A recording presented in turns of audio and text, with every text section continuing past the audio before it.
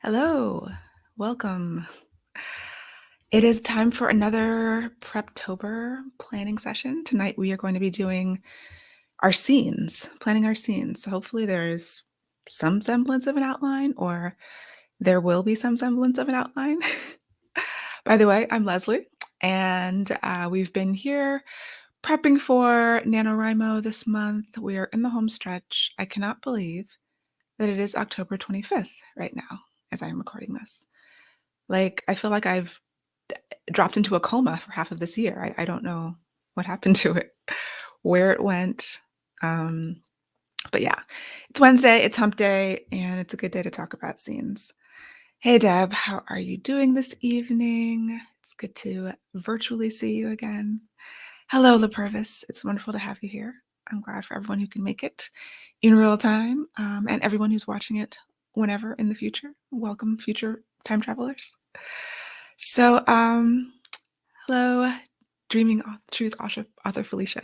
How are you? How's everyone's week going? How are you doing with your stories? We've got 6 days until NaNoWriMo starts. For those of you actually doing NaNoWriMo, I know some people aren't, but always cool. What's up, Laura? Good to have you here. Nice to see you. And yeah, my story, I think I just need to spend some time this weekend, if I can carve some time away, just like finishing thinking through it. If you're familiar with Becca Syme and the Strength Finders, my top strength is intellection, which means that I have to think it through over and over and over again. And if I don't give myself enough time to think it through over and over and over again, I feel a little bit like unmoored and like I'm on shaky ground. So I've I've been thinking about it in small bursts, but I have not been giving it the mental attention, which is a consequence of working on more than one story at a time, which I have done successfully in the past.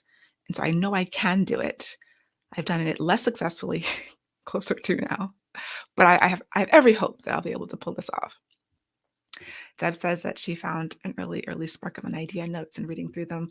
I love that. I keep notebooks, like I told you before, and even looking through early notebooks of the idea, since this idea that I'm working on for NaNoWriMo is something that I've had in the back of my mind for a couple of years. And because I do traditional publishing in addition to self-publishing, my books are in terms of years. And so it'll be a long time before I can get back to an idea.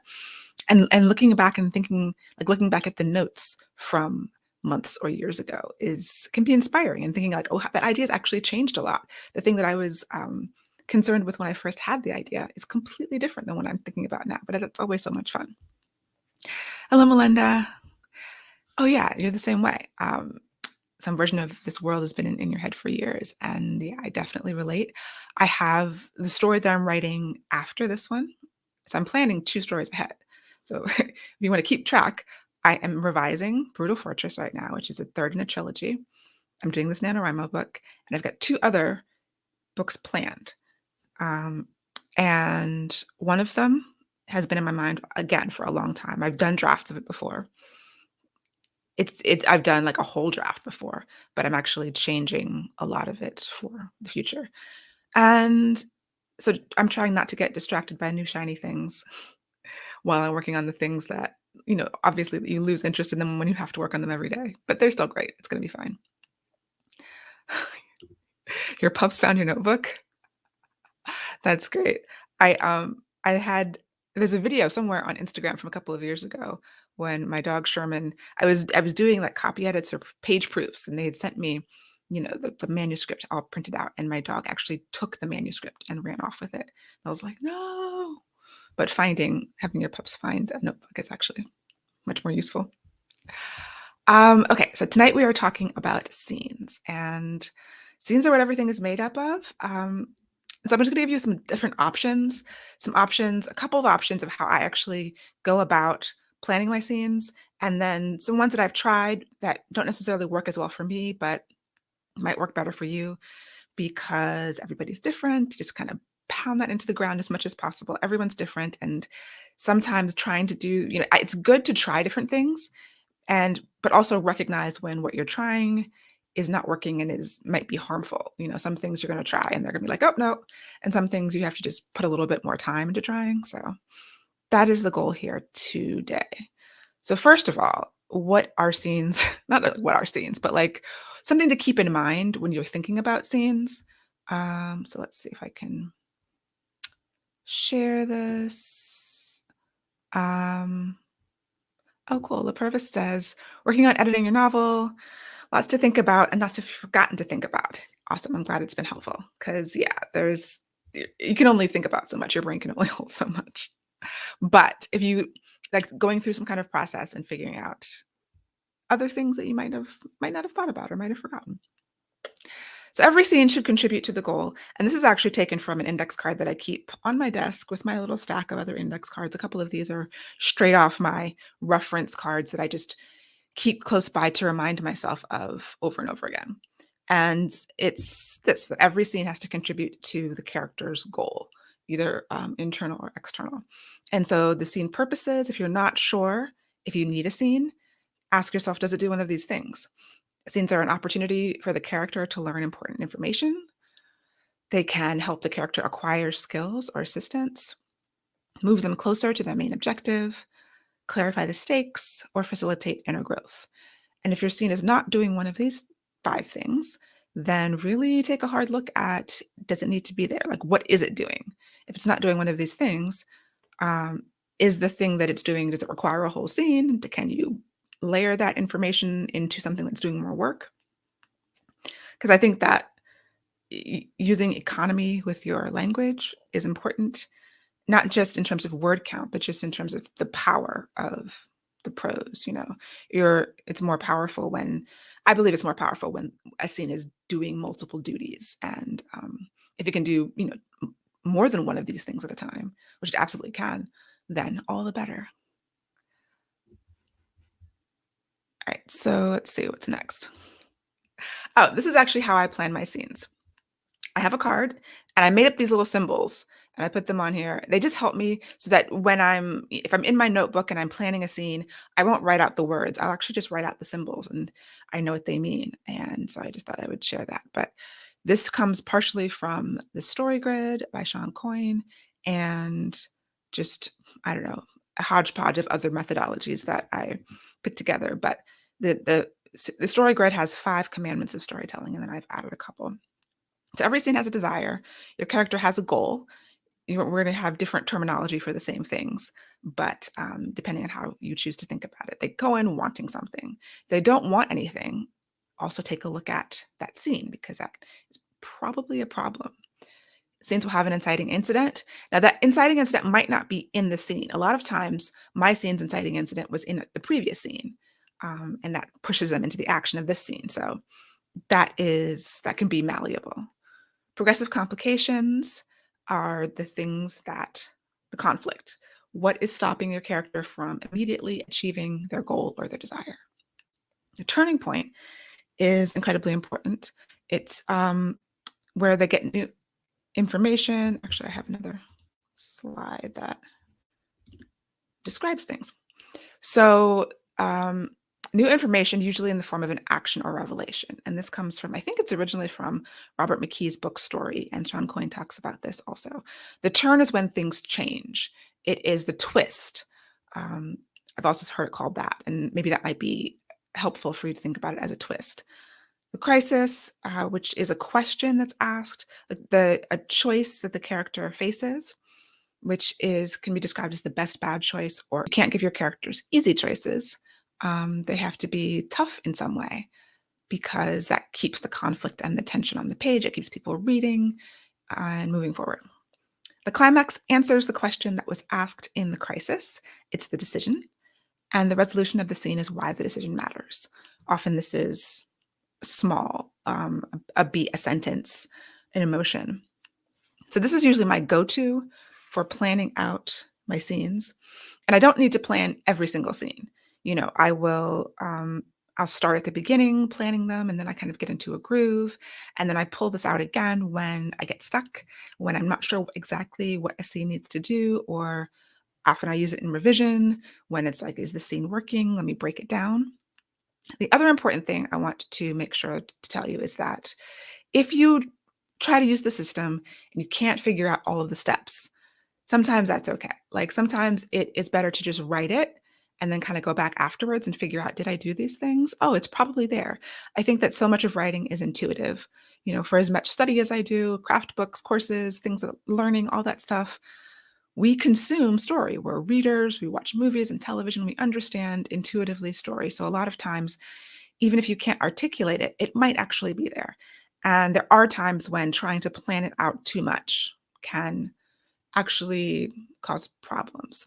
So if I can go back through and identify these steps in like 75 to 85% of my scenes, I'm fine. If there are a few that it doesn't, make sense for, it's okay. If the scene still feels like it needs to be there, if it's still, doing these, it has the purposes, the 5 purposes that I talked about before, then I think it's probably a strong scene. And Deb says, yeah, having a reference card or a cheat sheet.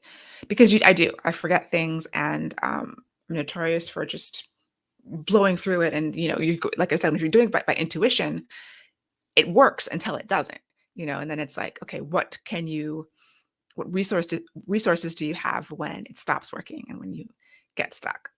A lot of this, I think I've said this before, but a lot of this is just like planning for getting stuck. I tend to get stuck twice in a manuscript, and I like to have some tools ready for that when that happens, so I don't freak out about it, and so I can sort of approach it with some grace. That is really hot. Fresh tea. I burned my tongue. Okay, the next slide is another way that I approach scenes. So I usually start here with this system and my little icons, and then sometimes I just need a different way of looking at it. And let's see. I will get myself out of the way. So this comes from, it's very tiny down here, but this is based on K.M. Weiland's book, Structuring Your Novel. And I didn't originally make this chart, but other than that, I don't know where it came from. I try to attribute things, but sometimes I forget it. So this is from the scene and sequel method you might be familiar with. Um, and it kind of corresponds, it overlaps, with the other system, but it just is a different way of looking at it. So sometimes the other system is like, I don't know, I can't figure out what my crisis is or my climax. Let me take a look at scene and sequel. And I like this chart because it breaks it down into, if you're really stuck and you have no idea what's supposed to happen, here's a nice handy list of things that can possibly match up with what you're doing. So a goal, of course, again, now there we have it listed out here as something concrete or intangible, escape from something physical or mental or emotional. And then sometimes it's helpful to list out the method that the character is going to use to achieve the goal. So are they going to try to get information? Are they hiding something? Are they hiding someone else? Confronting, attacking, repairs, collects, destroys objects? In the same way that I have talked about One Stop for Writers, giving you, you know, things that you can use to brainstorm. This is having a list of things to say, is it that? Oh, I can just choose something off the list. I find it super helpful. Conflict, that lines up, with the progressive complications. What is interfering with the goal? And is it another character? Is it something internal? Is it circumstantial? A fight, something, passive conflict. So being ignored is conflict. Being avoided is conflict. It doesn't have to be in your face, fists flying through the air. The disaster, and that is similar to the turn or the turning point.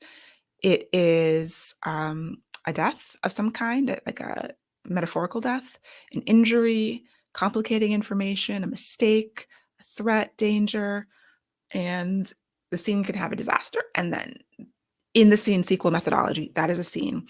Then you have to have time for the character to react. And here are some sample reactions to whatever happened in the disaster. Then we get to the dilemma, which is like the crisis question.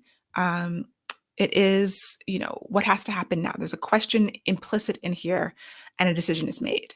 So very similar, but just slightly different terms, slightly different way of approaching it to get your mind working a little bit differently. Another book that I really like is Lisa Crone's Story Genius. Have any of you guys read that? This is a worksheet that I made based on Story Genius. So it's even simpler. sometimes, even those 6 or 7 or 8 steps are too much. And I really just want to know what happens, the consequences, the cause and the effect, why it matters, and a realization, and then why. So we can kind of layer this on top of the other systems too. It just in fewer steps. So we have the plot, like the external is what happens and the consequences. The internal is why it matters to the character. How does it change the character? What are they realizing after this thing happens? And then so it's kind of like the resolution. It leads us into the next scene because everything has to matter. And Lisa Cronin in Story Genius also talks about the alpha point, which is listed at the top of this scene. So you number the scene, you say the alpha point is basically her terminology for why the scene matters. Why is a scene in the book? What is going to be the outcome?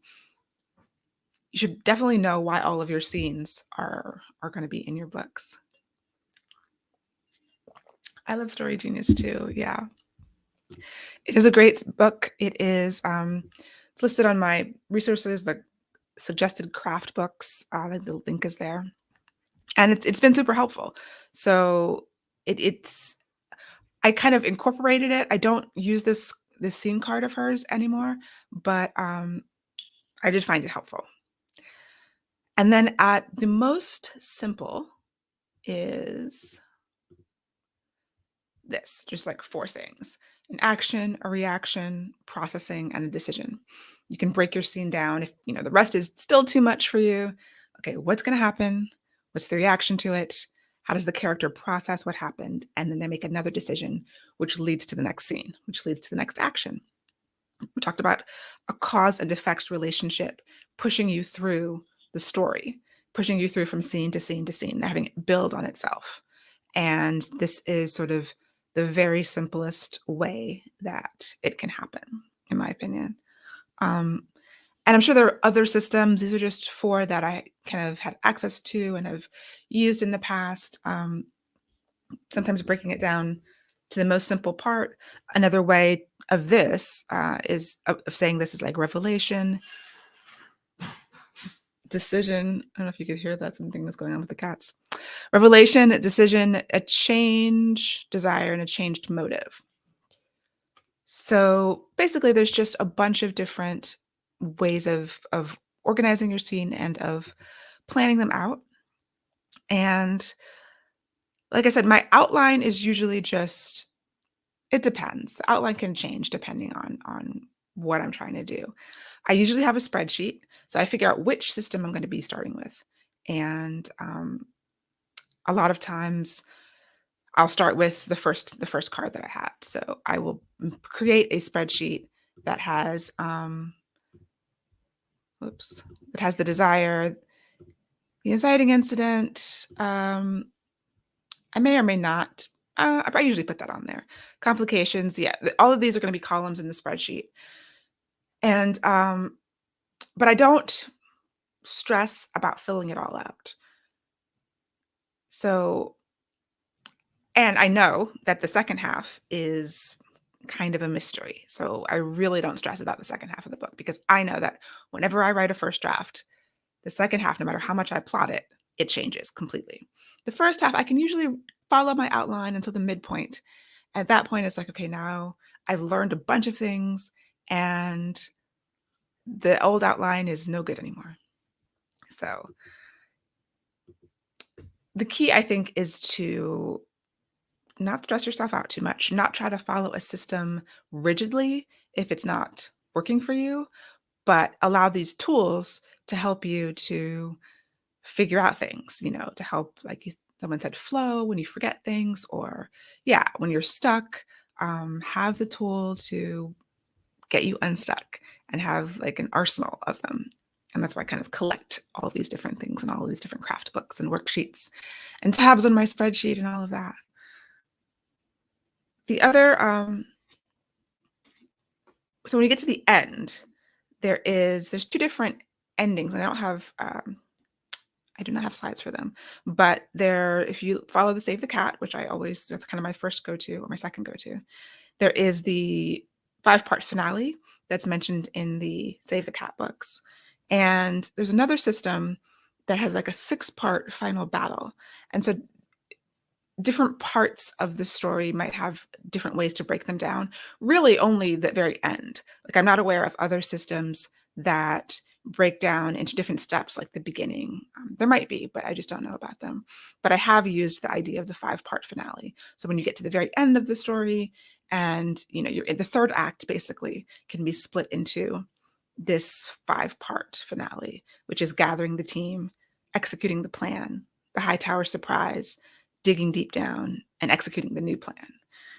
And once again, I don't use it all the time, but the basic idea is that your finale, your third act is usually the big battle of whatever kind, whether it's an internal battle, if you're doing like a contemporary romance or an epic fantasy or anything in between, a historical, the ghost story. You've got some kind of big confrontation or conflict happening in the third act, and splitting it up into how do we attack that into smaller pieces. I think that the 5-part finale is a nice way to do it. Also, these steps work at every level of the story. So we talk about planning scenes. They can also be used for the whole story. So once again, this is your entire story has a desire, has an inciting incident. The entire book, there's a turning point, probably 75% in, and then the crisis, climax, resolution are happening towards the third act. Each act can be broken down into these parts, and then each chapter, and then if the chapter has multiple scenes, they can be broken down into these parts as well. So they're useful not just on the scene level, but at kind of every level of the story. Now, if that's too much, and it might be, that's fine. But it's, again, if you're not sure what Act 2 is still, you're still kind of on the fence about what needs to happen in a specific act or a specific section of your story, see, there's inciting incidents happening all the way through, and from very small ones to very big ones. So if I was going to plan out the first scene of the book that I'm writing, I know that the very first scene is my setup. It is introducing my heroine. I'm going to start with the heroine at the moment, probably. And so I want to set up her normal world. So the purpose of the first scene, let's go back to the first card. The purpose of the scene would be, obviously we're introducing everyone, so we're learning important information. The reader is, but the character specifically is going to have to clarify her stakes a little bit in the first scene and help her acquire assistance. So I think those are reasonable goals for my first scene. And I know that it's going to be my character, who is a housekeeper at an inn and is being harassed by one of the customers. And so her, first chapters have to do so much work. So setting that aside, like hopefully that might be a revision thing. I'm not going to like stress about the first line, not in the first draft, because I never get through NaNoWriMo that way. And I just, that's something that is going to happen later. So I know I'm going to start in the inn, maybe start mid-confrontation. We have to introduce us to the character and her personality and let that shine through. And so her desire is going to be for this client, this customer, to stop bothering her or to get out of this situation without losing her job. Maybe she's afraid she's going to lose it and just go off on him, and she needs this job. She needs the money for the motive that we've given her. And I think the motive was that she's saving up so that she doesn't have to do this anymore, but she still has bills, right? Like everyone needs to keep their job. It's very relatable. So the inciting incident might have been off the page. It's whenever this customer started bothering her. And if we look at what an inciting incident actually is, a cause or coincidence. So maybe the inciting incident actually happens a little bit later. But complications, customer is threatening her, being really rude. She's about to blow up at him. And so that gives us a clue as to what kind of person she is. But if she's actually like a sweet person, I think her personality is less aggressive and less like tell him off and more like kill him with kindness, or like not fake kindness, but like dripping honey kind of kindness while inside she's seething. That might be, and that's something I probably won't know until I start writing. But the turning point, the action or revelation is that someone steps in to help. So she's got it under control, but someone steps in to help, and it actually is one of these warriors. Is it the hero or is it another one of the warriors? I think I want to like not introduce the hero in the first chapter and have him come up, meet him in the second chapter. So he's not around for this. But it would confuse the reader in a romance if another man saved her. So it's going to be one of the female warriors comes in and helps her. And then she's going to get fired anyway. So I think maybe the turning point is someone comes in and helps her. The crisis of the scene, best bad choice or reconcilable goods. So maybe it's a situation where she's kind of being pushed into, should I stay at this job or not? The climax is the answer, and then the resolution. In the resolution, I want to hook to the next scene. So the hook is going to be she was offered another job. So you kind of have to take her through all of the emotions. And so a good crisis in that situation, I kind of sometimes I backwards engineer the scene from where I need it to go. So, what is something that's really tense is that happens after the scene turns that puts her in a quandary. And it could be that, someone has helped her out. She thanks them. She's like, I can't take this anymore. This is like the third time this week that someone has been harassing me. And you could have it in the scene that her boss has done absolutely nothing. And so her best bad choice is to stay at this job where no one is, where she feels unsafe. She feels unsupported by her boss. And the money's not that great, or leave and try to find something else. But maybe in her area, with her skill levels, there's just not a lot there. So, stay in this job or go. The climax, maybe initially she decides she has to stay. So we're kind of keeping her down, and so that we can bring her up and bring the emotional resonance of the scene up when she gets a letter that comes, we'll do like a Harry Potter, like a letter comes saying, hey, you've got this brand new job. And in this, great town where you'll, have more money and less responsibility, something like that. So that's kind of how I would go about thinking of it. And structuring it like that will give me something to work with when I actually get to the first day of writing and have to write the scene. And it might, and it probably will, like end up very different than my sort of planning it out. But that's part of the fun of writing, and you kind of go with the flow. The other part is plan, but also go with the flow. If I can give you any advice. So does anyone have any questions about planning your scenes or how to approach it? If you have any other like scene planning methods that you've tried or that you've used, let me know.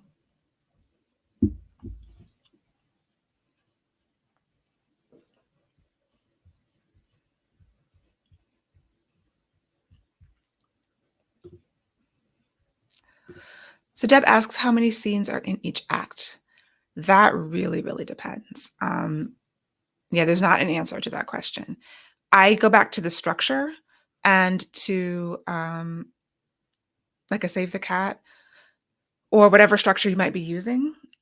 And it really depends like the length of your book. And yeah, but usually the percentages are roughly, they say that act 1 is like 25% of the book. Act 2, my act 2s tend to be like 60% of the book. And then that leaves what, 15% for act 3. Act 3s tend to be shorter. Act 1s are shorter. Act 2 is a beast. That's why they're often broken up into act 2 part 1 or act 2A, act 2B, which is before and after the midpoint. So technically like 4 acts. But yeah, there's just no way of really saying how many scenes it is. If you plot out your acts, then it's like, okay, what has to happen in the act? And how many scenes do I need to make that happen? Do you do a novel map to determine the number of scenes? I usually figure out the number of scenes when I'm doing the outline. So in a situation where I'm doing, my romances are generally dual perspective. They go back and forth. So I will try to plan it that way. And it might not be 50-50. It might be 60-40, 70-30 with the two perspectives. Like in an epic fantasy, when I have more perspectives, I still try to go in order. And by the time I've, figured out, told myself the story, broken it up into scenes, then I kind of know. So yeah, it is like a novel map. But I just use the outline for that. And my books, the scenes, I tend to do a scene per chapter. Occasionally I will do more than one, but initially it's like one scene per chapter. And it'll be, 35 to 60 scenes for me. And that's a range between a 70,000 word book and a 130,000 word book. So it varies. It might not be helpful. Do you use sequels? I don't use sequels for every scene, and I agree. It can slow the scenes down. I do think that it might not have to be a whole, like a big sequel. Your sequel could be a few sentences, like a few paragraphs, even where they're reacting to what happened and they're making a new decision, and you're leading them into the next scene. So yeah, there's a reason I start with the sort of story grid type style, because sometimes I can't figure out the sequel. Sometimes the whole scene is a sequel. Something big happened, then this whole scene is really just a reaction to it and a new decision. And that's something to keep in mind also. So you do have to be flexible, but there is some kind of, like, after a turn or a disaster of some kind, there might just be a beat or two that's a tiny sequel. Tatiana, all pantser chaos. Are you a pantser? Best of luck with that. Library addict, hey, how are you doing? Do you ever write the scenes out of order? Rarely. So I tend to like to write in order because I live through it with the characters and I'm feeling the emotions. So I kind of need to draw on what came before. But if I get stuck, and sometimes I'll just sketch out, like, very briefly, a scene that I'm not quite sure about, but I do know what happens next because I know how the decision that's made. So yes, that when that happens, I'll skip a scene. And I'll also, like, I'm revising the book that I'm revising now, Brutal Fortress. The scene that I have to revise tomorrow, I only wrote like 400 words in the first draft, when most of the scenes are 1,000 to 2,000. So I really just, like, threw my hands up at that point. And I was like, something happens here, I'll figure it out later. So at that point, I figured out in revision. And yeah, that's perfectly fine. Because if I had tried to just bang my head against the wall with that scene, there wouldn't have been a point to it. Is the sequel the processing of the previous action considered a separate scene? It can be. So a sequel, yeah, it can be a whole new scene. It can be just a little bit at the end of a scene. Yeah, sometimes when I'm struggling to figure out, like, what is the goal of this and what is the some of the other elements, I'll realize, oh, this is a sequel. It doesn't have all that stuff because the whole point of the scene is to react to the other information and to have some character growth based on that, or to come to a new decision. So that can be, yeah, it can be, trying to do it very rigidly can make your life harder. Like, this is one of those examples where I have definitely beaten my head against the wall with scene and sequel before realizing, or in things like realizing, oh, my inciting incident is actually in the previous scene. That was very freeing to realize, because I was like, what, this scene is a goal, but, like, it's a goal based on something else that happened. And also, just trying to use it to be helpful and not harm your process and hem you up. Embry, I sometimes use a scenes outline template from Scott King's Outline Your Novel. Oh, I haven't read that one. Yes, sometimes the systems are too specific. I agree. And even the systems that I like are sometimes, it's like overwhelming. It's like, okay, maybe not this, not right now. And maybe I'll come back to this in a little bit. And maybe that's when I kind of go to the simpler version. Like, what is the least I can do right now to feel like I'm planning, or to get myself ready for the scene. But I will have to check out Scott King's Outline Your Novel. Thanks for that. So are y'all feeling ready? I asked level of readiness in the last video for NaNoWriMo. Has your level of readiness increased at all? Are we on an upward trajectory, or are we hovering still around the same? Mine is actually the same, but like I said, I want to, the next couple of days, just really focus in on thinking it through, many times. Devote like I'm gonna put on my schedule. It's the thing that I said I was gonna do, and I haven't done it, but I will. I just actually schedule a time to think about this. Thinking is writing. Nope. Yes, that's perfectly fine. I think a lot of people are right there with you. Because I know that that's all I need. I just need some time, some uninterrupted intellection time to review all the stuff and try to get a better outline, better feel for at least the first few scenes. And then usually once I do a few, I'll be on a little bit of a roll and I can get coast until I get stuck and then do a few more, coast on that. And then that's kind of the non-scientific way. We can do this. We can get there. Because yeah, writing is hard. Don't ever let anyone tell you differently. It is hard, this thing that we are trying to do, but many people do it. You might have done it before. I've done it before. We can do it again. And if you haven't done it before, you can do it for the first time. Any other questions about scenes? I thought there was something else that I was going to say that I forgot. Oh, closing loops. I think I talked about that before, though. Opening and closing loops. And that's less of a scene thing and more of a overarching plot thing. The midpoint is killing you. Don't feel like you truly grasp what it's supposed to do. The midpoint it can be tough. And I've definitely been stymied by the midpoint too. Like sometimes it's described as a false victory or a false defeat. And only rarely is that actually helpful for me to think of it that way, because it's like, what does that mean? Thinking of it as the mirror moment, like I've talked about James Scott Bell's Write Your Novel from the Middle, where it's, the halfway point between where they started and where they ended. And so thinking of it as a point where the character looks at themselves or looks at the forces arrayed against them. And even if it's just a moment of, okay, can I do this? Who am I that I can do this? Like when it's a moment of self-reflection, it sets you into the second half where they are acquiring the skills and the knowledge they need to eventually win. And I guess that's kind of when it's like a false victory or false defeat, because if it is some kind of victory, if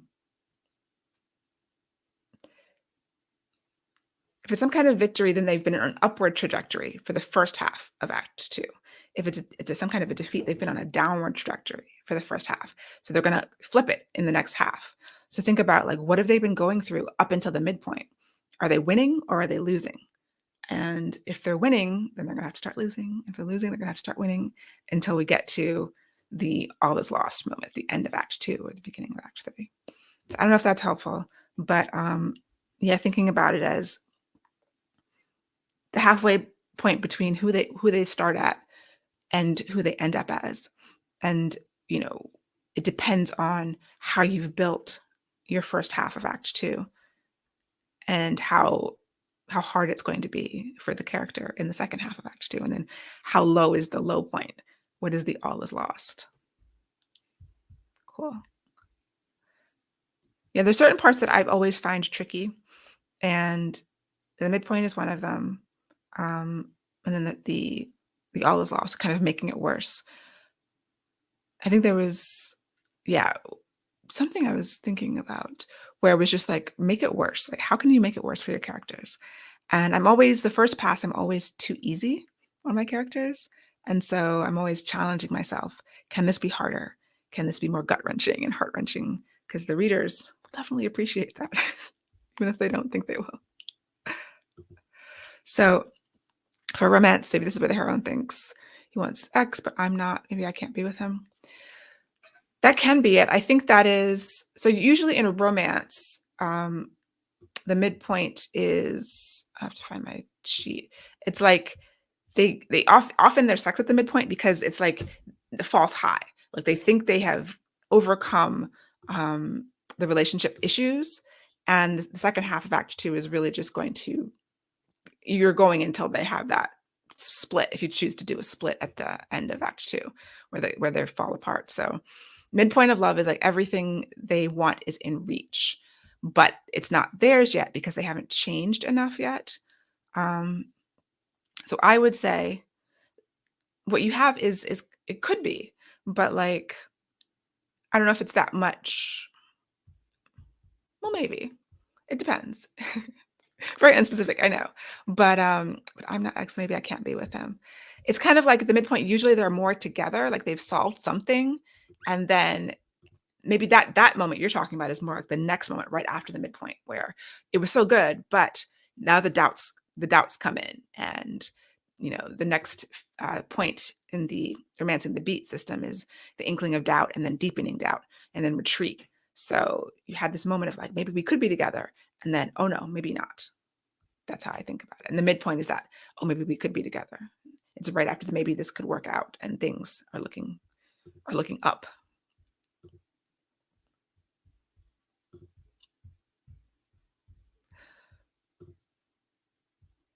Cool. So if you have any questions, let me know. Hopefully this is helpful in terms of planning out the scenes from a practical, mechanical perspective of how to get through Nano. Um, plan the scene. I tend to plan tomorrow's scene at the end of my writing session today. So do the writing, hopefully get my 1600 words, um, at least do a scene. And if a scene is less than 1667 words, try to do two scenes and then plan in some way the next day so that you sit down and are ready to write whenever your writing time is. That would be the most basic tip of how to actually accomplish this when we start in 6 days. And so, yeah, maybe also if I just have a basic outline and not planning all of your scenes at once is a good idea, because sometimes after you've written the scene, like today's scene, you'll have a new idea. You'll be going in a slightly different direction, or you'll have more understanding of exactly what has to happen scene to scene. So another reason to kind of do it in pieces or do it on the fly, or do small chunks, whether it's one a day or, a few scenes at a time. I do not plan all my scenes beforehand. No, just the signpost scenes. I don't even plan the signpost scenes, honestly. I'll start at the beginning. I'll plan the first few and I will look at the rest of them in my outline. But I generally like to do it closer to the time I'm going to write it, because even though I'm a plotter, I'm discovering things. And so whatever I've discovered in the previous scenes is really affecting the next ones. And I just don't like to waste the time. And sometimes doing the work, knowing it's going to change, is helpful for learning the story. I do the outline, I do the synopsis, even though I know it's going to change, because if I didn't do them, I wouldn't be immersed in the story. The act of doing it immerses me. But also, I don't want to do too much work that I know is going to be useless. I don't consider, that useless, even though it changes, but at a certain point, it becomes useless when it's like I'm doing too much that I know is going to change. I've gotten what I need out of it. And then each of the scenes are done much closer to the time that I write them. Yeah, I've tried to do all the scenes up front and it just didn't work for me. But if that's something that you think is helpful, definitely give it a try. And yeah, I find that the outline and the synopsis is enough. And writing out the synopsis as in story form, as the short form of the story, each paragraph being a scene, it's kind of in there. It's kind of the intuitive part of it. And then before I write it, I do break it out. I create, what is it called? In Scrivener, the custom metadata. So I create custom metadata in Scrivener with these points in it. So either I'll plan the scene on a note card, or I'll actually do it in Scrivener. And if you want to know what that looks like, I can show you really quickly. No spoilers. Make a new scene that is empty. All right, let me share that. Because there's lots of different lots of different techniques for planning things. All right, so this is my Scrivener. Okay. It's pretty small, but over here, this is a blank scene. I have the desire, the inciting incident, progressive complication, all of these points here. And you can do that in custom metadata. You can create different fields for different things inside of Scrivener if you aren't aware of that feature. So yeah, I would just type that in here. You know, she wants the person to stop bothering her. And yeah, do it like that. So that is just a way that I do it to keep it all inside. You can do that. Obviously, you can do it in Plotter as well. Sometimes I don't do that. I just do it on paper by hand because I feel like I need the physicality of writing by hand sometimes to get the juices flowing. I have the chaos of a pantser in the body of a plotter sometimes when it comes to it. But it's like whatever works. And I'm dedicated to whatever works. And different things work on different days. Like what worked today literally might not work tomorrow for me. So that's also why I have a lot of tools in the arsenal. All right, y'all. I hope that this is helpful. We have one more on Monday, our last Preptober, October 30th. And I think it'll probably just be wrap up stuff. I don't know. Let me see. What did I write down here?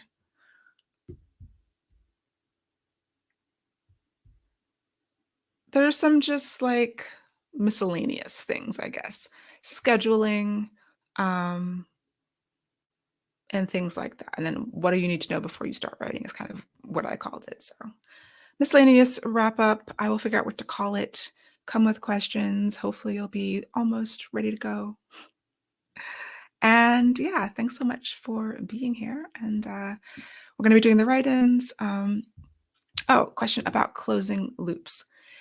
So the closing loops thing is more of like a big picture.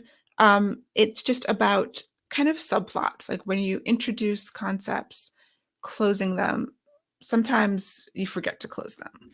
And so introducing, subplots, character issues, things like that. And then that's an open loop. So in my story, if I, introduce the goal, I have to close the goal. The love story is going to end. If there's a subplot where she doesn't know who she is, and then by the end she knows who she is. This examples of closing open loops. So that's kind of like a big picture thing that you'd probably do in the outline as opposed to like on a scene level. So hopefully that helps. But thanks, y'all. It's so good to have you here again. And yeah, I will see you at the next one. Final stretch before we hit November running. Hopefully we're starting off strong. And yeah, I'll talk to y'all later.